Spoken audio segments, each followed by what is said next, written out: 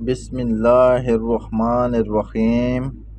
ایک بزرگ اپنے بیٹے سے: بیٹے، کیا تم جانتے ہو جنت مفت میں ملتی ہے اور جہنم خریدی جاتی ہے؟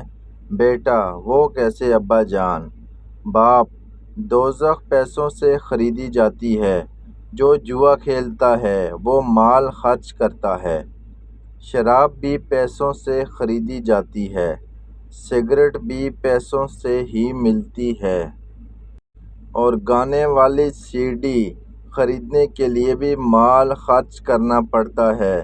اور اس کے برعکس جنت مفت میں ملتی ہے۔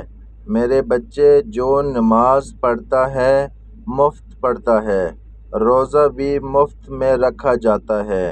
اسی طرح استغفار کرنے اور نگاہیں نیچی رکھنے اور اللہ سے ڈرنے اور اچھا اخلاق اختیار کرنے پر کوئی خرچ نہیں آتا۔ اللہ پاک ہمیں سنت نبی صلی اللہ علیہ وآلہ وسلم کے مطابق زندگی گزارنے کی توفیق عطا فرمائے۔ آمین۔